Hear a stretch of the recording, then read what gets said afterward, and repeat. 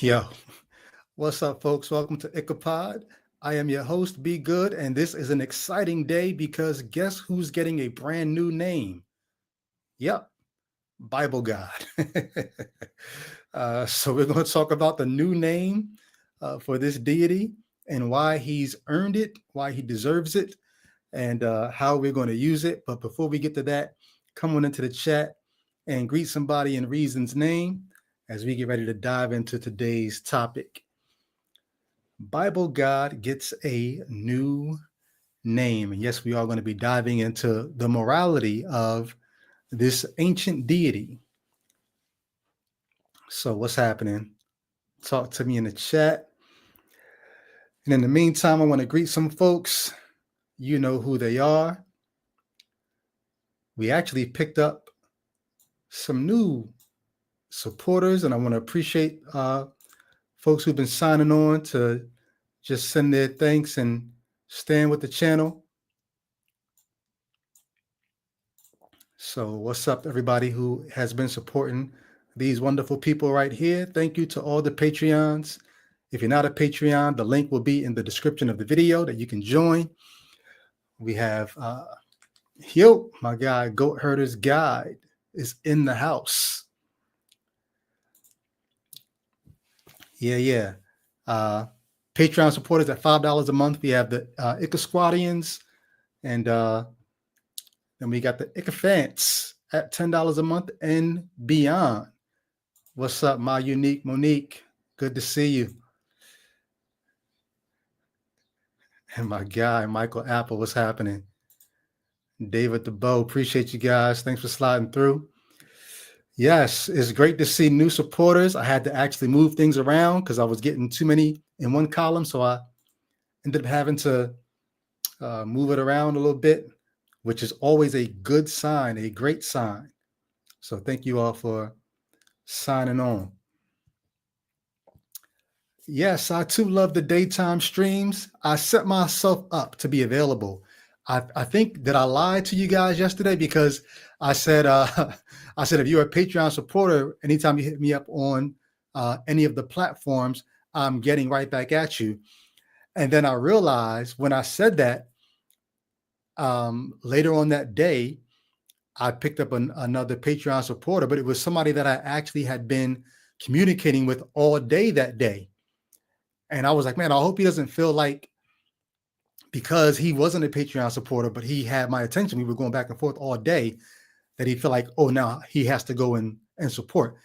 Like, even if you're not a Patreon supporter, I still am trying to be I set my life up to be as available as possible right now. Primarily to help people who are deconverting, who are deconstructing, who have questions. But then there are people who you've already deconstructed, you've already deconverted, but it still helps to be able just to check in with folks about things that are going on in the skeptic community, or just to politic and to chop it up with people. I sort of set my life up to be as available as possible while still carving out time for my own life. So yeah, you can catch me sometimes online in the wee hours of the morning, but I don't feel beholden like, oh, this is a Patreon supporter. It's 4:00 in the morning. I've got to respond to them right now. No, I'm trying to be available. I'm trying to be helpful to as many folks as possible. But primarily, if you are a Patreon supporter, I will try to get to you before anybody else. But even if you're not, I'm not going to ignore you if you're not a supporter. So what's up from England, or Europe at least? What part of Europe are you in? But glad you're checking us out. It's 8:00 for you over in Europe. Yep. So I got some folks out there. Let me play this clip real quick. I'm just going to play a snippet of it. Finland. Wow, I've never been to Finland. That's what's up. So here's what we're going to do today. We're going to dive into why I'm dubbing Bible God a new name. The new name, as you see in the thumbnail, is Monster God. So when I came online in 2022 as a vocal, outspoken unbeliever, former Christian, I don't think I had grasped the title of atheist yet, but I was still on some, if the God of the Bible has not communicated to me like I thought, and no other God has, then I was very open to atheism And then I eventually grew comfortable with it. I'm going to do an episode either next week or the week after about the training wheels of atheism, how you end up getting stable riding that bike. And I'll talk about that when I get there. But when I came online in 2022, I dubbed the God of the Bible God, specifically because I realized this God does not exist outside the boundaries of the book. And it was sort of a challenge. If the God does exist, prove it to the God or to its worshipers. If your God can be shown to exist outside of the book, prove it. Otherwise, he remains Bible God. You know those pop-up books for children when you open it and like a castle or something pops up? That's that's kind of how I see the God of the Bible. Until you open those pages, he doesn't pop up. Now, granted, you can go to a worship service, or you could so fix your psyche so that you see him everywhere. But really, that's just you projecting him onto things. He's popping up in your mind because you've got used to making him pop up in this book. So he was Bible God. I also call this God Gap God. I'll do an episode on why I call him Gap God, but this isn't about that. Today, he is Monster God. And we're going to talk about why I call this God Monster God. EF, what's going on? Great to see you. So yeah, I think it's 1 a.m. Wow. Wait, so where are you at? Australia. Okay, got it. Wow. Great to see you guys popping in from all over the place. So yesterday, and if you're not watching these in order, then you're like, wait, yesterday? So forget I said that. In the last episode I did on the 3-body problem in the Bible, there was a part that I was supposed to talk about that I kind of fell back on because Michael Beverly threw something in the chat that sort of summed it up. Talked about God or Yahweh, the Yahweh character, showing up in Genesis 18 and eating a meal with Abraham, but it wasn't just the one Yahweh character, it was 3 men, it says. And in the chat, live chat, Michael Beverly, the YouTube creator, Michael Beverly, says Francesca Stavrakopoulou has a book called The Anatomy of God, or God and Anatomy, something like that, where it talks about how at a certain stage in the evolution of the God of the Bible, this God really did have a physical body. And the God that Abraham was dealing with was at a stage of the religion where God really did have a physical body. God didn't assume a physical body. The God had a physical body. But what happens is, as the religion evolves, at some point when the people who are writing these stories, when they encounter other peoples who have gods that are not so material or always material, you end up having to evolve your idea of God, because now you start thinking, oh, it's kind of ignoble to have a God that you could localize. And so you elevate and esteem your God higher to having a physical body, but you still have written stories in your history where your God did have a physical body. So now you've got to find a way to, how do you evolve but not make it seem like your God is changing? And then you develop these categories. You start talking about, oh, that was a theophany. That's when the immaterial God appeared as material. But no, that's evolution. That's not progressive revelation. That's not some kind of, your God at one time in your history had a body. So when you go back to earlier in Genesis, there's a Jewish studies scholar named Zion Ezebit. He talks about this in Genesis 3, when Adam and Eve eat from the tree and they realize they're naked and they hide from God. God comes walking through the garden in the cool of the day, calling for Adam, saying, Adam, where are you? And Zion Ezebit, he paints this vivid picture.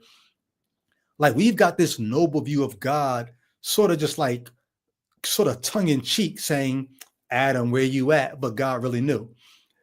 But Zion Ezebit says, no, the picture, the phraseology in the Hebrew Bible is not this noble idea of God waiting for Adam to to realize he's lost.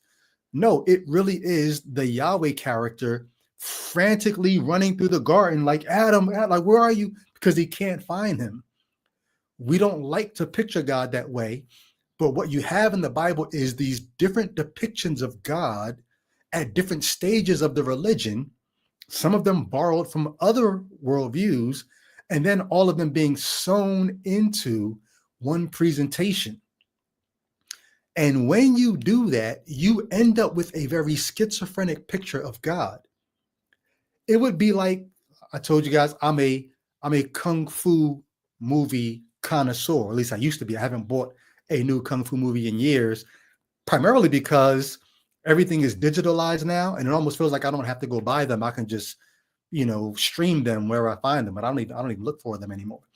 But I used to go downtown in Philadelphia and go to all these different places to try to find the new kung fu flicks, because they come out in, I don't know why I'm telling you all this.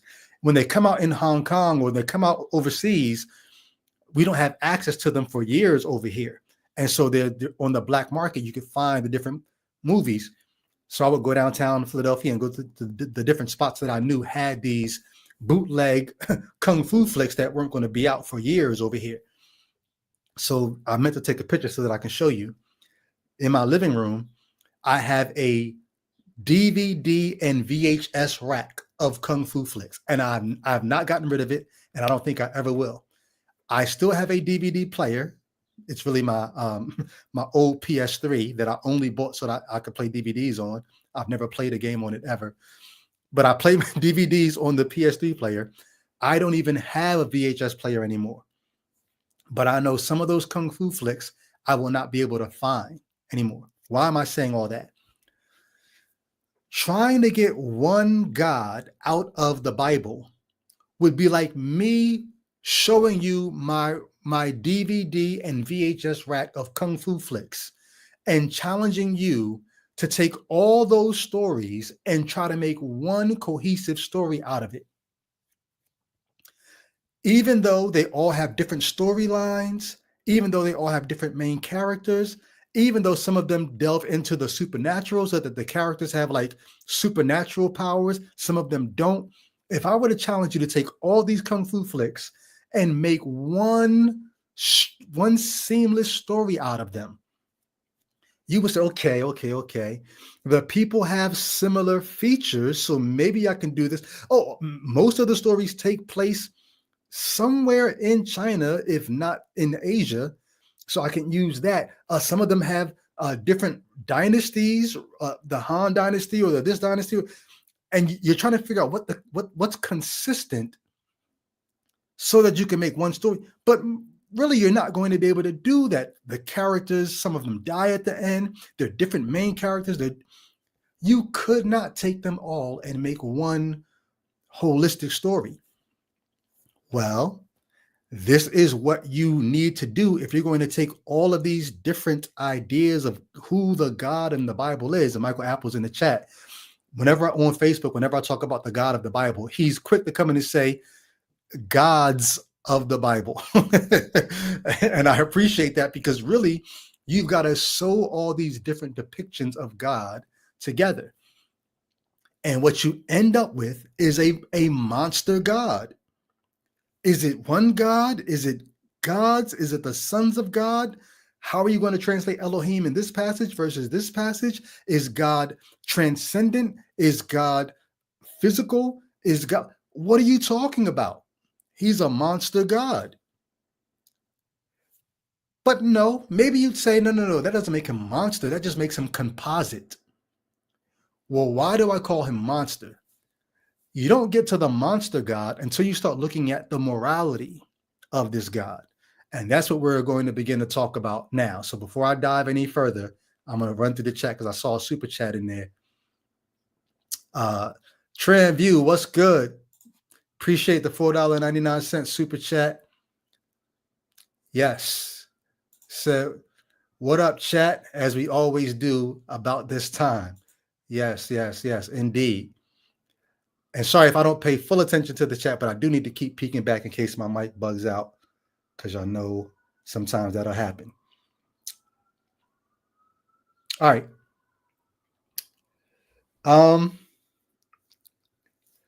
So I wanted to play a clip before I get into why I call Bible God monster God. Because what happens is, as you see these different depictions of God, what you end up also seeing is the God seems to change over time, not just in how he's depicted, whether he's transcendent or whether it's physical or the names of God, but also what seems to change is the ethic or the morality of the God. And what do you do when you find the God willing to countenance things in earlier parts of the text that in later parts of the text, it seems like, oh, God's not really with that anymore. So I'm going to play a clip of something that's happening in the news right now. This was at I think a town hall. No, this was, I think, was a congressional hearing. And there's a guy who is either, I should have got more of the story. I'm sorry.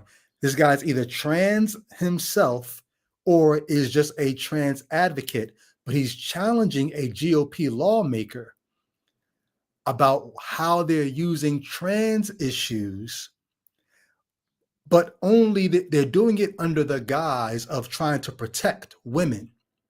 So let's watch this clip and then we're going to go back to talk about Monster God.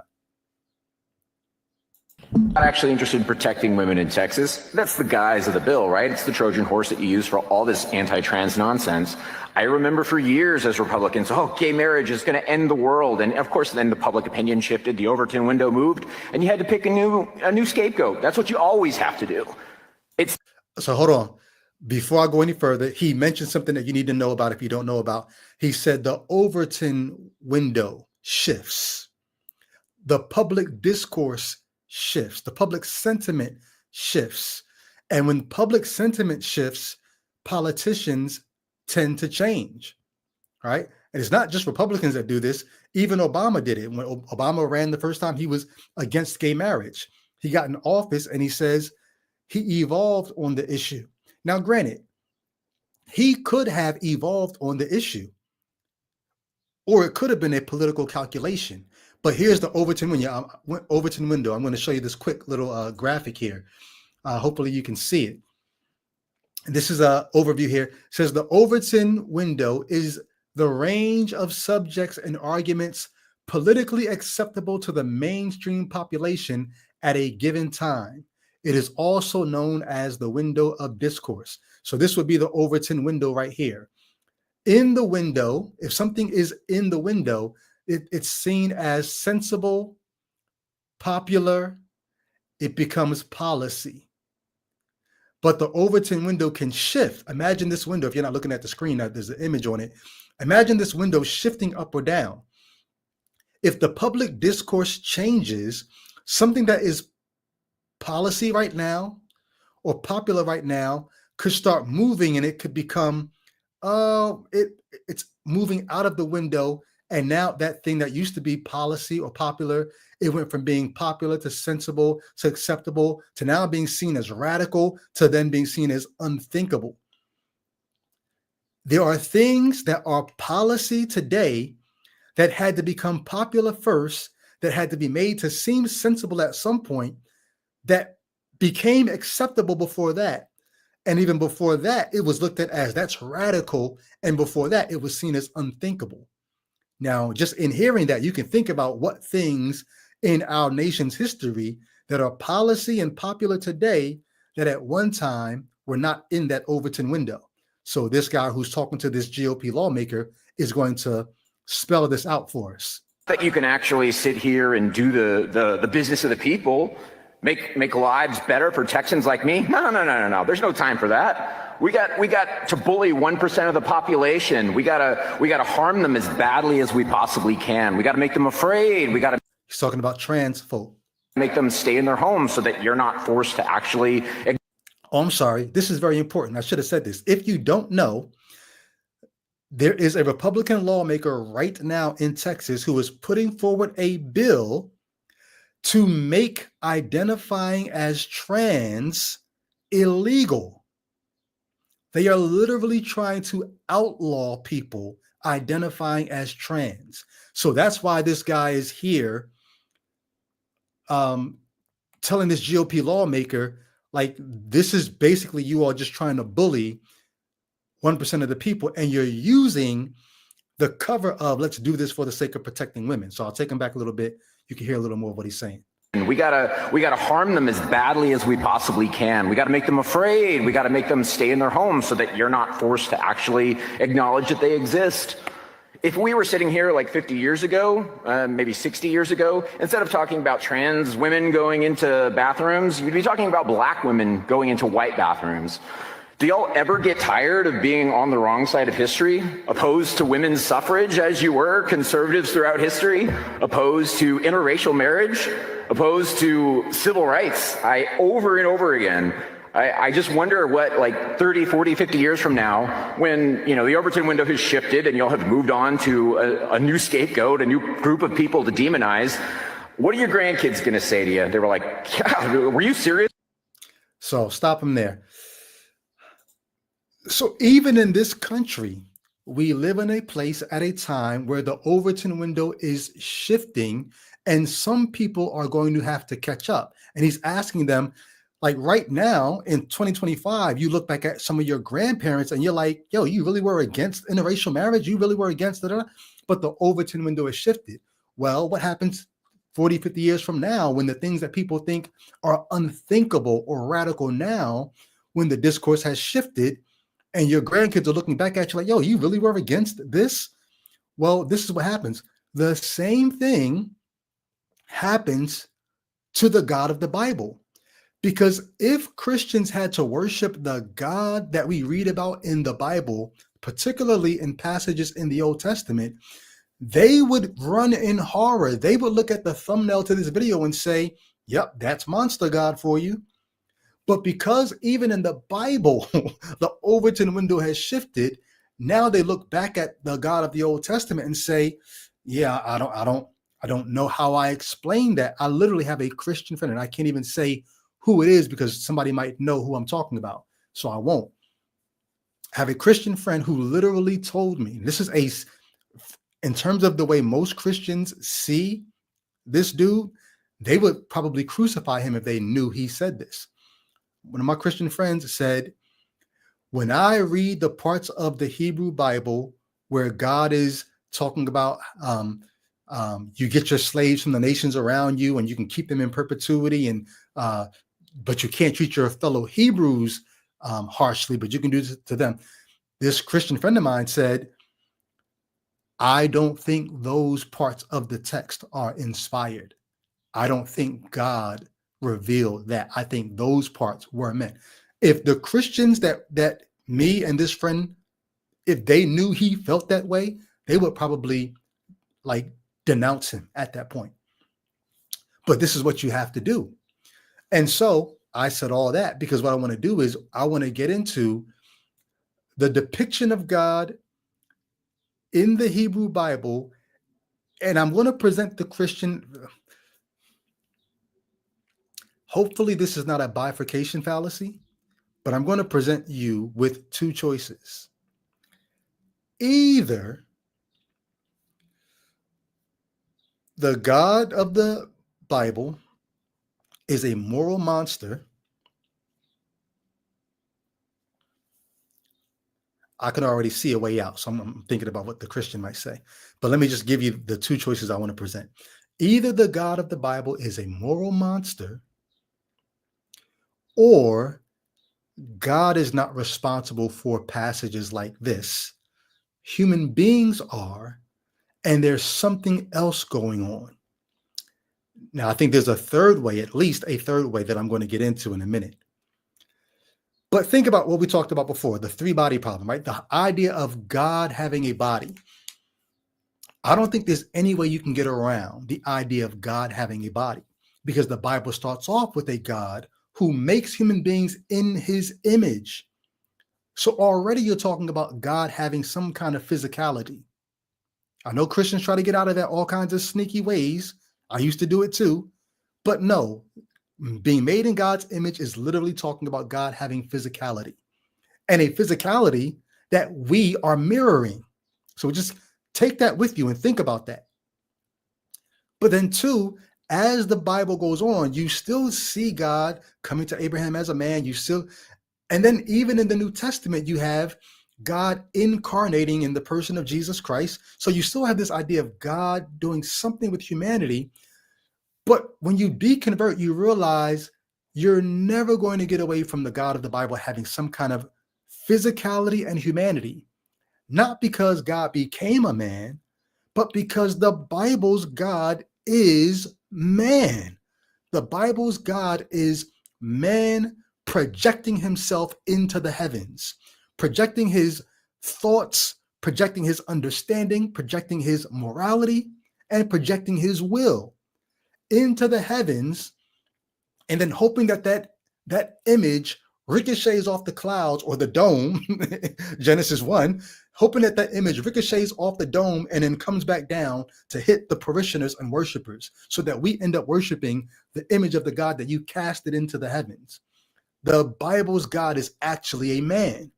So what I'm saying to you is either the God of the Bible is a moral monster, or it's really not God saying these things. These are the words of a human being, because the Bible's God is humans. So with that in mind, I'm going to pull up this passage, and I was going to put it on the screen, but last time I tried to put it on the screen, it was stupid small. So if you would, as the preachers say, turn with me in your copy of God's word to Deuteronomy chapter 13. And if you follow me on Facebook, you know I posted about this yesterday. I posted it late in the day, so it didn't get a lot of traffic. But a lot of times when I post things on Facebook, I'm doing it to kind of gauge what the Christians would say in response. And then I'll bring that into our discussions here. But it didn't get a lot of response. All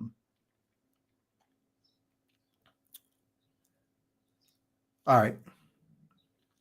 So, oh, I did. This is so perfect. Do I have it? Oh, shoot. Let me send it to myself. I didn't even realize that the first 5 verses of this passage deal with something else that I plan to talk about later in this episode. So this is delicious. I'll come back to the first 5 verses. I'm going to start in verse 6. This is, like I said, you got one of 2 choices. Either this is God, or this is just people putting words in God's mouth. You tell me how you want to take this passage. Here's what the God of the Bible supposedly is saying to the nation of Israel in the book of Deuteronomy, as he's giving them laws on how to live in the land that he's giving them. Check out what thus says the Lord. Suppose your own, I'm reading from the New English Translation. Suppose your own full brother, your son, your daughter, your beloved wife, or your closest friend should seduce you secretly and encourage you to go and serve other gods that neither you nor your ancestors have previously known. The gods of the surrounding people, whether near you or far from you, from one end of the earth to the other. Verse 8, you must not give in to him or even listen to him. Do not feel sympathy for him or spare him or cover up for him. Instead, you must kill him without fail. Your own hand must be the first to strike him, and then the hands of the whole community. You must stone him to death, because he tried to entice you away from the Lord your God, who delivered you from the land of Egypt, that place of slavery. Thus, all Israel will hear and be afraid, and no longer will they continue to do evil like this among you. Can I just get you in the chat to give me 2 things, if you can, As a Christian, how would you have wrestled with, reconciled, received that passage? Now, granted, you can say, "Oh, he was just saying that to Israel. He's not saying it to us." But okay, even if you lessen it to, he was only saying that to them. Still, what would you have made of that? And then now, if you're deconverted or deconstructing, what do you do with it now? Take a minute, throw it in the chat. If you're not watching it live, drop a comment. How would you have responded to Deuteronomy 13, the passage that we just read? And if you're not in a place where you can actually respond, then bear with us as we give people a chance to respond in the chat. And while y'all do that, I need to send myself this image because I forgot I was going to actually talk about this today. Not this, this other passage. Is this it? All right, I'm looking to see your responses.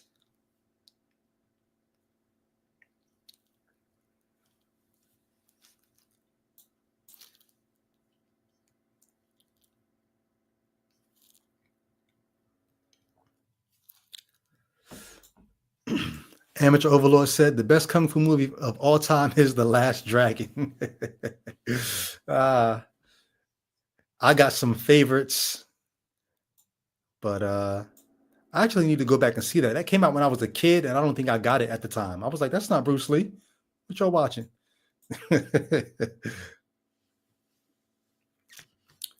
Wow, Transview, that comment says in 1973, I can testify my mom was disowned for marrying a black man. Some of them are still alive. Wow.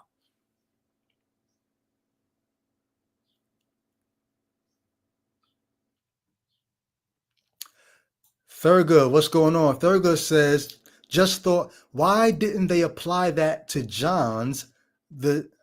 Jesus's message? We're actually going to come to that in a second, so hold tight.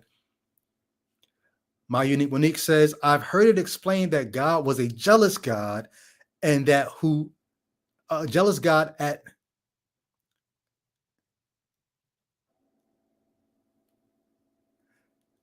God is a jealous God, and that who dealt harshly with idolatry. I get what you mean. Okay, so just God's jealousy being enough to, okay, but a jealous God, does that justify kill your own? Because it makes a point of specifying this ain't a half brother. Like maybe you could justify your half brother, your step brother, your full brother, your son, your beloved wife. And I don't even know if y'all caught even the misogyny in the passage, because if you catch it, if you look at the laws and the way they're written out, they're not written to women at all. Nothing that you see is written to women. It's written about women. It's written to men. Like it doesn't say your husband, because you're not even supposed to read in the text. It's your beloved wife. That's a whole other point. Your friend, your close friend. Don't cover up for them. Don't have sympathy for them.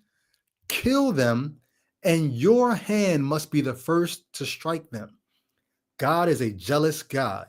Would that be, and I'm putting myself back in that, because I'm just going to be honest with you, as a Christian, I think I intentionally or maybe subconsciously overlooked those kinds of verses. And maybe so I'm not going to tell you what else I was going to say. I'll hold off.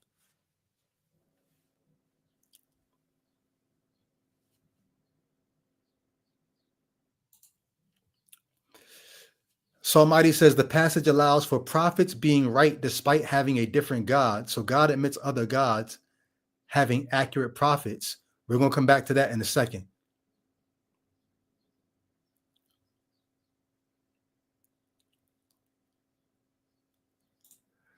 Thurgood says, yeah, Norway, that's his name for Yahweh. Norway was more than jealous. That dude was maniacal. So I'm gonna tell you how I would have responded. I wouldn't have necessarily put it on God's jealous nature, though you definitely could. I would have put it on God's holiness.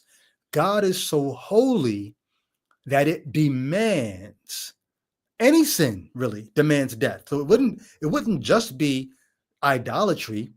Any sin would demand death. But you don't always get this idea of, for any sin, you got to kill your brother, your son, your wife, your friend.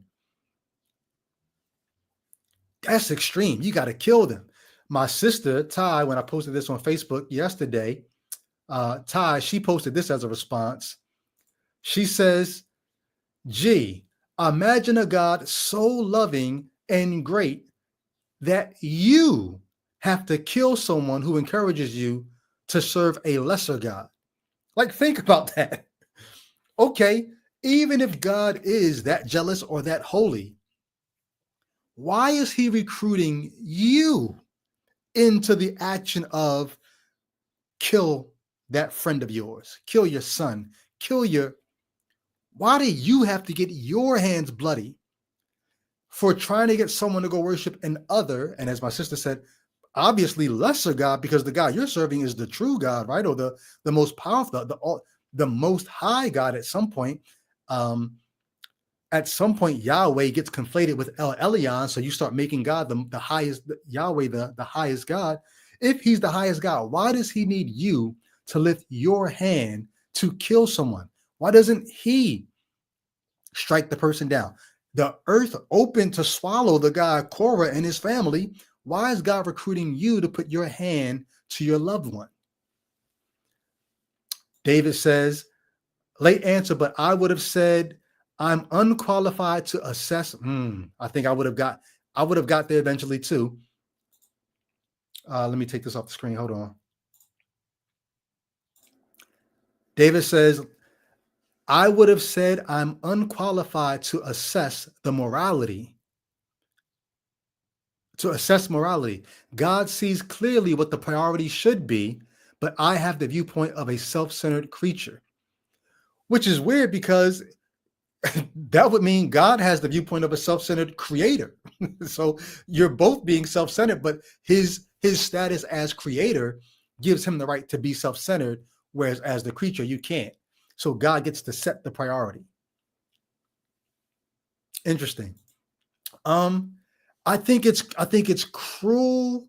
I think it's for God to recruit human beings into, you've got to put your hand and you got to be the first to do this, is monstrous. Like, if God is real, if God is powerful, what stops God from appearing to the community, to the one who's being led astray, and saying, hey, don't go worship this other God. Look, I'm here. I'm not stone. You didn't cut me down and fashion me with your hands, as Isaiah talks about with the other gods. Hey, don't go do that. Don't go worship the other God. Get up. Don't bow down. What prevents God from doing that? And if God's preventative measure is kill the person who even tries to make you do that, it really does suggest, aren't you, like, it seems like you're trying to protect a secret rather than trying to, like, set the stage for revelation. Elijah, you tell this story, right? In Kings, where Elijah, who serves the true God, supposedly, challenges all the false gods, and let the God who shows up by fire, let that be the real God. Why not just set the stage for revelation? Why kill the person who tries to seduce you into go? It seems like you're trying to, it says don't cover up for the person, but this sounds like a cover up. This sounds like you're trying to cover up the fact that your God cannot show and prove. And this is where I get into the humanity of the book shows up. Either God is this kind of monster who wants you going around killing people, or he wants your community so afraid that you won't do this. Right? What I posted on Facebook was, Christians often say the fear of the Lord is not being afraid, like, oh, I'm scared. It's reverencing God. But the verse 13 says, no, the community will be afraid once you do this. Either God wants you so afraid that you'll never even think about introducing another God. And if this is the true God, why does he need you to be that afraid?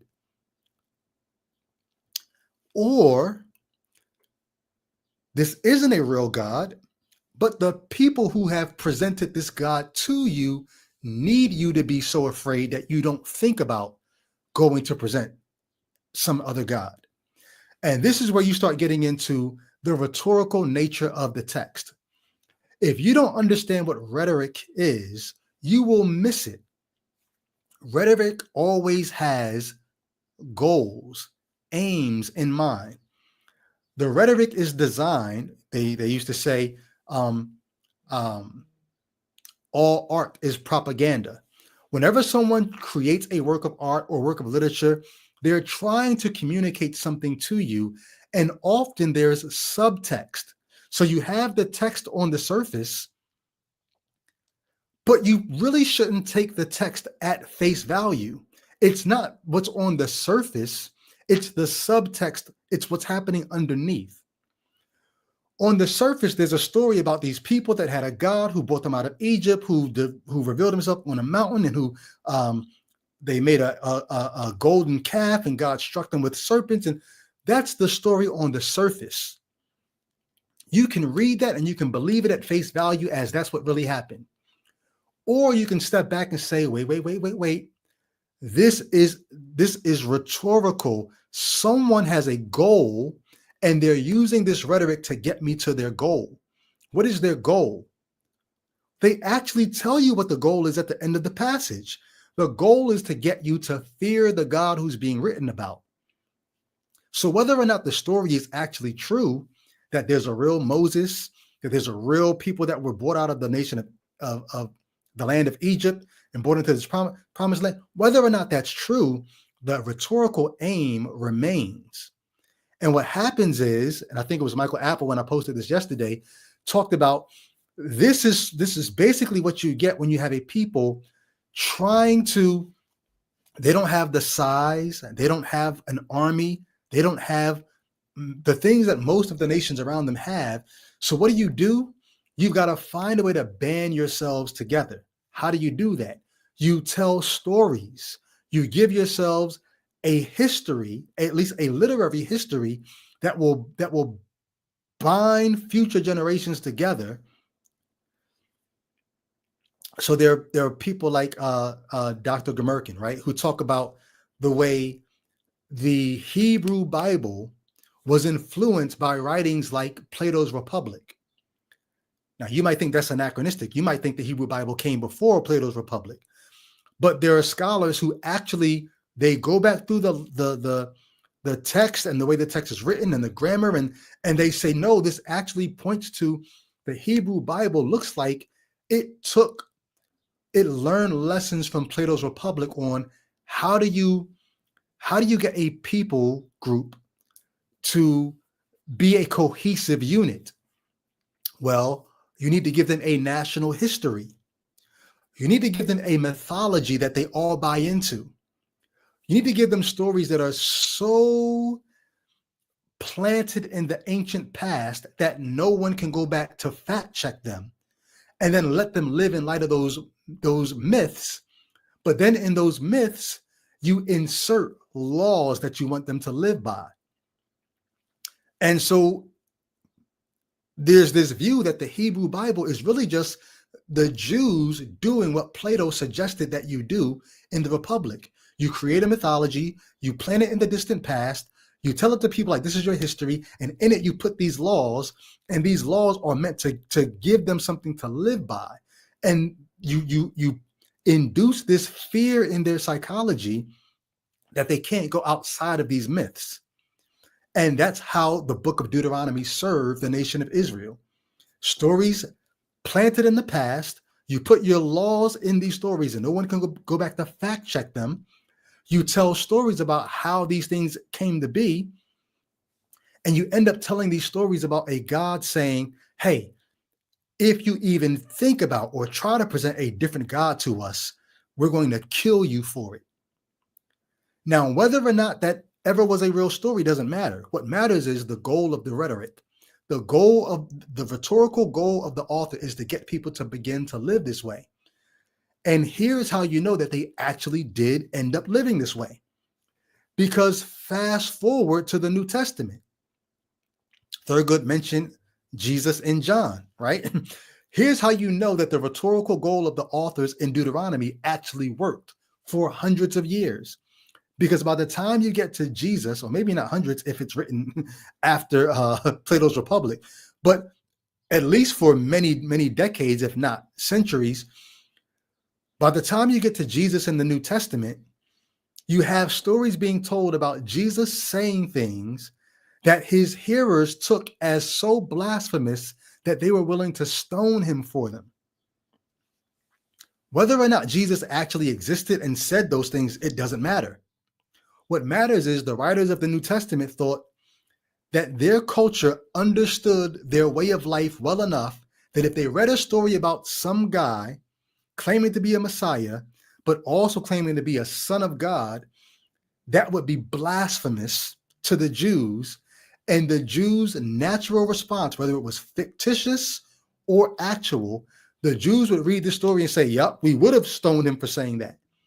So even though it's written in Deuteronomy, generations later, you get to the New Testament and the New Testament writers say it's believable enough to make somebody saying these kinds of things and the Jews wanting to stone them for these things.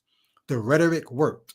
It worked so well that now, even thousands of years later, Christians are still looking at this monstrous passage of a God saying, murder, kill, stone with your own hand, and you got to be the first one to do it.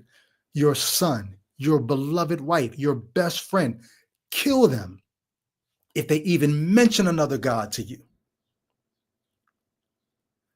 And the Christian has to look at that and justify it and not call it monstrous. That's how effective the rhetoric actually is or was.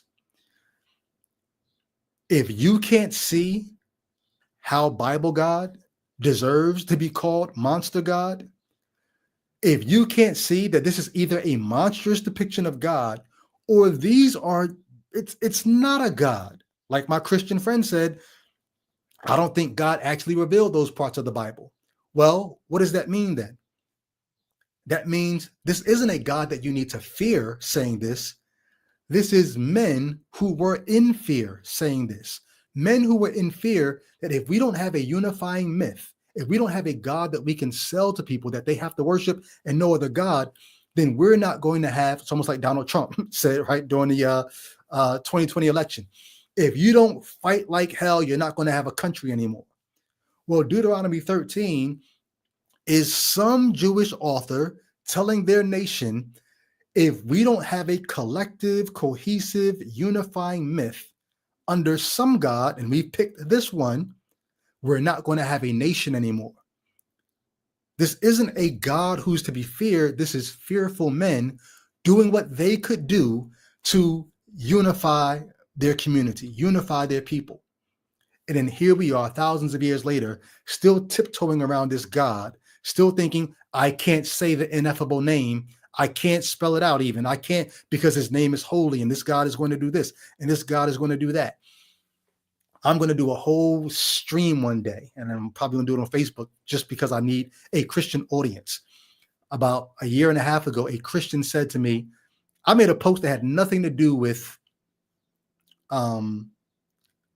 dishonoring God. I just challenged something in the Bible. And a Christian said to me, he just popped in and said, hey, have you just said yet? Have you yet just said like F God, F the Holy Spirit, F Jesus, F the Father, F the Holy Spirit, F Jesus? And I was like my initial response was, why? Are you waiting to see if I've committed the unpardonable sin so that you can decide whether or not you're going to still pray for me? He said, no, I'm just trying to see whether or not you're as confident in your stance as you seem to say something that extreme. And so I've since deleted this comment, because I just didn't want Christians to see it and take it out of context. But my response to him was, okay, if you want to see how confident I am, I literally wrote out the words, fuck the Father, fuck the Son, fuck the Holy Spirit. And then I said, any other requests? Christians lost their shit. But I'm going to go back to something very close to that, because I want Christians to understand your God doesn't do anything. Until you open the book, he doesn't pop up and do anything. Like, if I say that publicly and they say, "Ooh, he's going to get you now," you know what you're going to end up having to do? You're going to have to sit back and wait for God to do something. And you're going to have to look at my life and try to figure out, was that God getting him back? That time that thing happened, he lost his bank card or whatever, and he couldn't pay for, when he got in that car accident, or eventually I'm going to die. Maybe in 15, 16 years, just that God finally got him. Like they said about Christopher Hitchens when he got throat cancer. God finally got him for speaking up against God. But when a Christian gets throat cancer, you don't say, God finally got him. You're like your God doesn't do anything that we have to sit back and say that had to be my God. He pops up when you open the book, and often when you open the book, he pops up as a monster. So no, I will not fear monster God. I will not dread the men who created monster God. I will call them out. And if I have to say this just to get you to reckon with how powerless your God is, I will tell you, and I say this, sometimes you see me, I don't say this just for nothing, and I don't say this to anger people. But if a Christian does like come at me with some like God's going to judge you, God's going to sometimes I will respond to them, fuck your God, fuck your holy book, fuck the Holy Spirit. Not because I'm angry at God. I just want them to realize nothing happens. There's a part of me that almost wants God to do something just so I can be like, oh, damn, he is real. But a lot of times I'm just like, I want you to realize he doesn't do anything until you open the book. So there's a part that I said I was going to get to, right? The beginning of this passage. Hold on, let me just download this real quick because I need y'all to see it. My former pastor is a Christian pastor. He goes by the name of Eric Mason. He's a pastor here in Philadelphia. He posted something on Facebook today that it made me chuckle, but it also made me say, I need to address this. I need to enter the chat. And I didn't realize how much it actually ties into the first part of this verse in Deuteronomy 13. So check this out. All right. Let me bring it into the chat. Hold on. Sorry, I got to rename it before I bring it into the chat. Don't leave. I see you getting ready to click that button. But speaking of clicking buttons, take a minute, like this episode. And if you're not subscribed, do me a favor, click the subscribe. But this is what Pastor Mason said on Facebook today, just a little over an hour ago. Okay. Sorry. So this is him. Should I read the passage first? I'm going to read what Pastor Mason said first. You probably can't see it because it's super small, right? I thought sharing screenshots on here would make it better, but I'll read it from my phone because it's much smaller than I thought it was going to be. So Pastor Mason got on Facebook,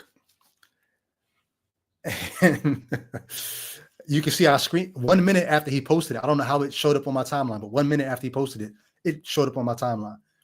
And he says, there is not one person that is a popular prophet today that uses the mantra prophet as their title do I believe, or I think she's saying that I believe are true prophets, both men and women, young and old. I've tested them. All right. So you got to think about, what does it mean? I've tested them and none of them pass.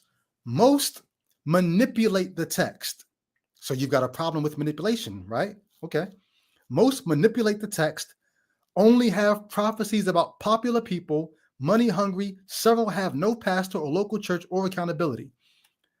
They are freelance misfits who are bound for judgment. So once again, here you go. They're bound for judgment. You're going to tell them what Bible God's going to do. Bible God's going to be a monster to you. Bible God's going to show you his holiness. He's going to pop up outside of the book and do something to you. They're bound for judgment, and they are carrying you with them. So just like the writer of Deuteronomy, how do you warn people? How do you get them to behave and not do the thing you don't want them to do? You frighten them into thinking that they're going to end up getting some kind of judgment for what they're doing. These people are bound for judgment. And the reason why I'm so like evocative right now, I'm emoting so much right now. I didn't even read this. I just read the first paragraph and thought, I've got to talk about this. I'm reading the rest of this for the first time along with you. He says, talking to you, the reader, they're freelance misfits who are bound for judgment, and they are carrying you with them to their final destination. Most of the people I know who have the gift of prophecy are deeply biblically rooted. So he does think there are real prophets. Those people, he says, are deeply biblically rooted, and they rarely prophesy and don't call themselves a prophet. Most of the people that you know that are prophets rarely function in their gift and don't call themselves prophets. That's suspicious to me, right? I always get people sending me texts and PDFs about the government's lying about aliens. They really know we got aliens. They got this advanced technology and this and that. The White House just came out and said something recently about we've got this advanced technology that we can manipulate space and time. And I always challenge people to notice what's being said and what's not being said, because a lot of times things are being reported in ways that lend themselves to sensationalized reporting. And so I challenge people to slow down, pump your brakes, be a little skeptical, use your critical thinking. It's probably not saying what you think it's saying. Well, in the same way, when I see somebody say this, most of the people that he knows that are real prophets, they rarely prophesy and don't call themselves prophecy. You know what that sounds like to me and my skepticism? That sounds like somebody who doesn't want the title and who doesn't go out there prophesying a lot, because they know they need to be very trepidatious in their quote unquote prophecy, because they know how prone they are to be wrong, and they know how little Bible God does to actually show up and fulfill anything. So you don't want the title of prophecy because that's too much weight. Your God's not an active God. As they say in the urban realm, you don't get active. You're not out. You're not about that. If your God was active and about that, I don't think you'd have any problem calling yourself a prophet and prophesying regularly. So even in that, to me, is an admission of these quote unquote real prophets are scared of being found out that even their quote unquote real prophecy is just them getting lucky every once in a while. Nonetheless, he goes on. Most of the people that I know who have the gift of prophecy are deeply biblically rooted, and they rarely prophesy and don't call themselves a prophet. His advice to you is stop following these witches and warlocks who are prophets with an F, not prophets, PH. And I often tell Christians, like when you say, I'm praying for you, my response to Christians is keep your witchcraft to yourself. Here he is calling these other quote unquote Christians, he's calling them and what they do witchcraft. I think that's important, because I think what every Christian is doing is witchcraft. It's powerless witchcraft, but it's witchcraft nonetheless. It's psychological manipulation. So I lied a little bit. I did read more than just the first paragraph, but I didn't read the middle paragraphs. I jumped down to the end because he says something at the end that caught my eye. He says, He tells people to meaning use the sign, tag your favorite prophet. I want all the smoke. So when he said that, that caught my eye. He's telling all these people who believe that they are listening to real prophets to them, tag them in this post. He says, because I want all the smoke. Don't come in my comments defending these wicked blots and blemishes. If they dare come here, they will be handled accordingly. So he's drawing a line in the sand. He's challenging the false prophets to come and deal with he's going to handle them accordingly. These are the last days and hours, and it's time to deal with them accordingly. And then he quotes a Bible verse that I don't care to read. But I do care to read a different Bible verse, which is the Deuteronomy passage that I skipped the first 5 verses. Deuteronomy 13 says, suppose a prophet or one who foretells by dreams should appear among you and show you a sign or wonder. And the sign or wonder should come to pass concerning what he says to you, namely, let us follow other gods. And somebody in the comments in the chat said, up above, they said, this is an admission that there are other gods who can do this. Gods you have not known previously, and let us serve them. What is Yahweh saying here? You must not listen to them. You must not listen to the words of that prophet or dreamer, for the Lord your God will be testing you to see if you love him with all your mind and being. But you must follow the Lord your God and revere him only. And you must observe his commandments, obey him, serve him, remain loyal to him. As for that prophet or dreamer, he must be executed.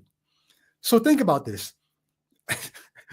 God says here, if there is a prophet or dreamer who comes up and shows you a sign or dream and it comes to pass, really that's just Yahweh testing you. Does that mean that Yahweh allowed that other prophet or dreamer to pull off this sign or wonder just to test Israel? Because if so, why is Yahweh going to capitally punish the dreamer that he empowered to do that? Or is this just saying that Yahweh allowed this other God to allow their prophet to come and say this to test them? Either way, Yahweh is going to have the person killed for pulling off this successful prophecy. And it almost makes me wonder, like, what is Pastor Mason saying when he says this person is going to be handled accordingly when they come in his comments? I don't think Pastor Mason is issuing a death threat here. But Yahweh's like, yo, you must follow the Lord, obey him. Verse 5, as for the prophet or dreamer, he must be executed because he encouraged rebellion against the Lord your God, who brought you from the land of Egypt, redeeming you from the place of slavery. This is how you purge the evil from among you. Monster God is something else, yo. He wants everybody dead. Anybody who tries to get you to look at another God, rather than just show up like he did for Elijah and Kings, rather than just show up and answer by fire himself, he wants you to do his dirty work and kill people for him. When I read what May said about at these other prophets and have them come in the chat and he said, I want all the smoke. I almost was like, yo, like, I want some of that. Like, I'm challenging your God too. Not just the people you think are false prophets. You too, Mace. Show your God. Tell your God to do something that we have to stand back and say, clearly, that was your God. And that was not the result of human motivation or human manipulation. This passage in Deuteronomy is some human or some group of humans trying to motivate or manipulate other humans to behave a certain way, to not go after other gods. When does your God ever enter the chat? You want these other prophets to enter your chat. When does your God enter the chat? All it is humans motivating and manipulating each other. What's the difference? Motivating somebody, I think, is acceptable, right? Motivating them is when you show them what's in it for them. Manipulating them is when you don't show them what's in it for you. I think every pastor needs to be honest about what's in it for you.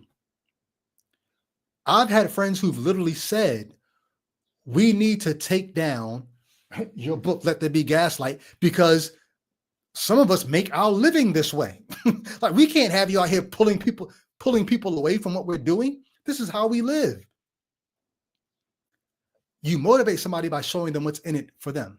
You manipulate somebody when you don't bring up what's in it for you. You can't have your followers, your following list decrease. You can't have your parishioners stop showing up on Sunday morning, stop tithing and giving.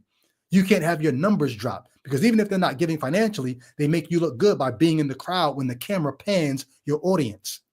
They feed your ego. They make you feel like you chose right because you're not alone. They believe like you believe. It's manipulation when you don't tell them what's in it for you, and you make it look like this is only motivation. I just don't want you to go to hell. I just don't want you to go to their final destination. Where is your God? Where is your God? When does he enter the chat? When does he do something that's not just you all pulling the strings, puppeting your God?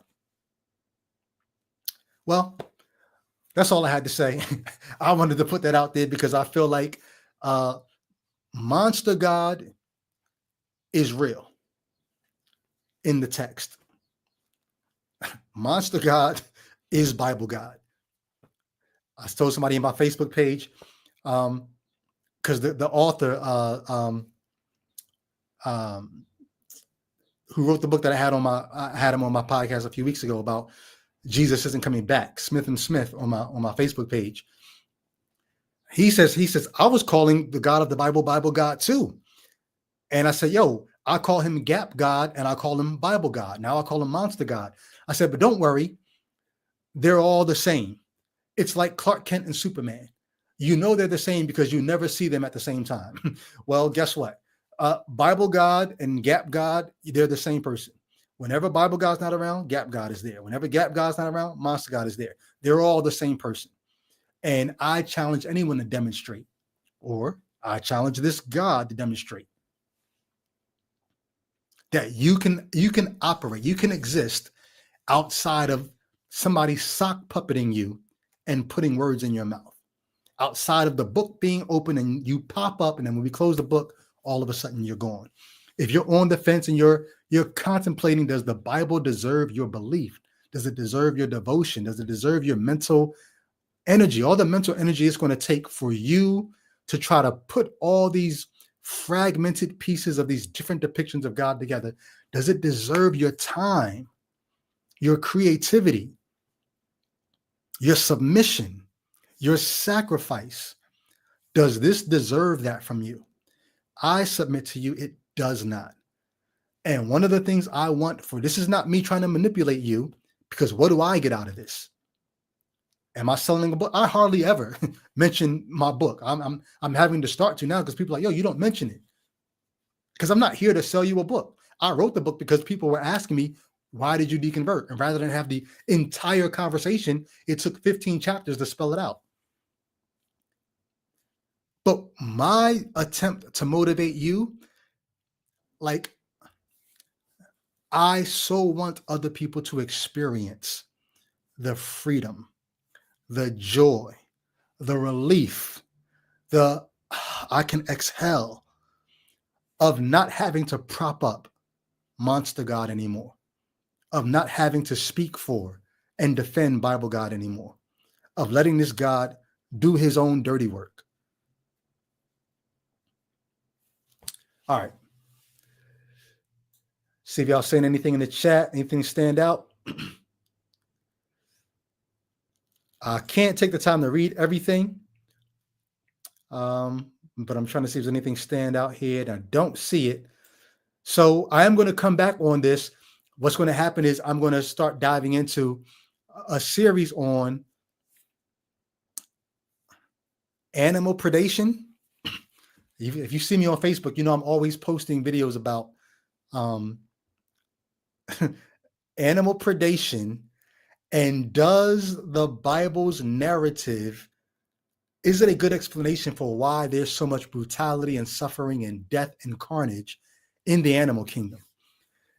Well, I finally took all those videos and put them in one place, and I've got over 500 videos. And I don't know if y'all are going to rock with me for this entire segment. I sort of just want this on my channel for my own, like my own sanity's sake. This is therapeutic for me, but I'm going to try to go through as many of those videos as I can, just holding up the videos and holding up the Bible on top of it as a grid and asking the question, does this story explain what we're seeing here? And so I'm going to start that series next week. And it's still going to be it's going to be under the heading of this idea of monster God, because either this is a monstrous God who dreamt up this reality, or something else is going on. And I think a naturalistic explanation does a better job. So that being the case, I'm going to rock out and enjoy my day. Hope you all do. And as Tramview says, yep, peace in reason's name. Oh, I'll be back Thursday evening for a live Life After Faith episode. So I'm looking forward to that. I'll catch you guys. Much love.